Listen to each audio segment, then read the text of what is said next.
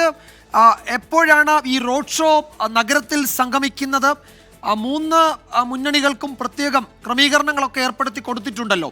അതനുസരിച്ച് പോലീസിന് വലിയ ഒരു ജാഗ്രത ഒക്കെ കാണും, ഒരു മുൻകരുതലൊക്കെ കാണും. ഒരു കടുകട്ടി രാഷ്ട്രീയ പോരാട്ടം നടക്കുന്നതിൻ്റെ ആവേശം അതിരുവിട്ടു പോകാതെ നോക്കണമല്ലോ. എന്തൊക്കെയാണ് ദീപക് ക്രമീകരണങ്ങൾ, മറ്റു വിശദാംശങ്ങൾ?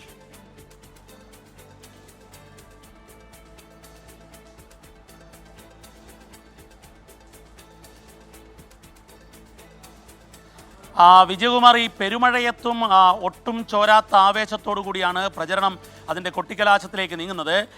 കൊട്ടിക്കലാശത്തിൻ്റെ ദിവസമായതുകൊണ്ട് തന്നെ ചെറുതും വലുതുമായ റോഡ് ഷോകൾ ഓരോ പ്രദേശത്തു നിന്നും ആരംഭിച്ചു.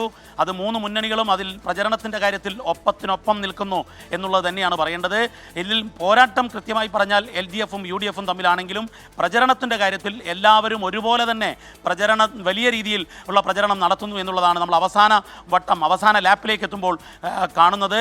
ഇടതുമുന്നണിയുടെയും അതുപോലെ UDFിൻ്റെയും അതുപോലെ NDAയുടെ സ്ഥാനാർത്ഥി, ഈ മൂന്ന് സ്ഥാനാർത്ഥികൾ മാത്രമാണ് ഇന്ന് കൊട്ടിക്കലാശ പ്രചരണത്തിലുള്ളത്. അതേസമയത്ത് PV അൻവർ സ്വതന്ത്ര സ്ഥാനാർത്ഥി ഇന്ന് വീട് കയറുക മാത്രമാണ് ചെയ്യുന്നത്. ഇന്നലെ അദ്ദേഹത്തിൻ്റെ ഫേസ്ബുക്കിലൂടെ കൊട്ടിക്കലാശത്തിനില്ല എന്ന് അദ്ദേഹം പ്രഖ്യാപിക്കുകയായിരുന്നു ഉണ്ടായത്.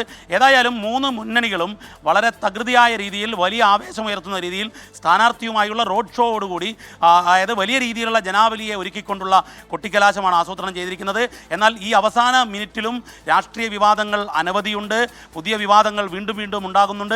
അതിലേറ്റവും പ്രധാനപ്പെട്ട കാര്യം, ഒന്ന് ജമായത്ത് ബന്ധത്തിൻ്റെ പേരിൽ തർക്കം, അതിൻ്റെ ചർച്ച, രാഷ്ട്രീയ വിവാദം അവസാന മണിക്കൂറുകളിലും അത് കത്തി നിൽക്കുന്നു എന്നുള്ളത് തന്നെയാണ്. അതിന് UDF പറയുന്നത് അത് LDFിനൊപ്പം ഉള്ള സമയത്ത് നല്ല പിള്ളയായിരുന്നോ എന്നുള്ള ചോദ്യം. എന്നാൽ അതേ സമയത്ത് LDF വളരെ കൃത്യമായി പറയുന്നു, UDFിൻ്റെ മതേതര സ്വഭാവം നഷ്ടപ്പെടുത്തുന്ന ഈ ജമായത്ത് ബന്ധം വലിയ രീതിയിൽ നിലമ്പൂരിൽ തിരിച്ചടി നൽകുമെന്നുള്ളതാണ്. ഇന്ന് കാലത്ത് MP ഗോവിന്ദൻ മാസ്റ്റർ CPIM സംസ്ഥാന സെക്രട്ടറി 24നോട് സംസാരിക്കുമ്പോൾ അദ്ദേഹം പറഞ്ഞത് മതേതര മൂല്യമുള്ള വിശ്വാസികൾ LDFിന് അനുകൂലമായി ചിന്തിക്കും UDFിൻ്റെ ജമായത്ത് ബന്ധത്തിൻ്റെ പേരിൽ. എന്നാൽ അതേ സമയത്ത് KPCC പ്രസിഡന്റ് സണ്ണി ജോസഫ് പറഞ്ഞത് ഭരണവിരുദ്ധ വികാരം ആളിക്കത്തുന്ന സാഹചര്യം അത് UDFിന് ഗുണമായി മാറും എന്നുള്ളതാണ്.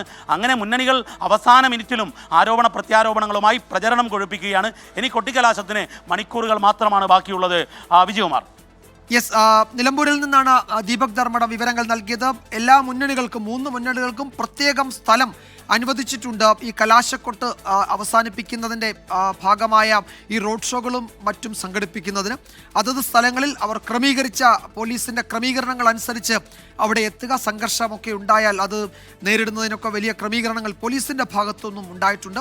അല്പസമയത്തിനകം ഈ മുന്നണികളുടെ റോഡ് ഷോകളൊക്കെ വിവിധ ഇടങ്ങളിൽ നിന്ന് തുടങ്ങി അത് നഗരത്തിലേക്ക് എത്തും. പിന്നീട് ഈ പരസ്യ പ്രചാരണം അവസാനിപ്പിക്കുകയും ചെയ്യും.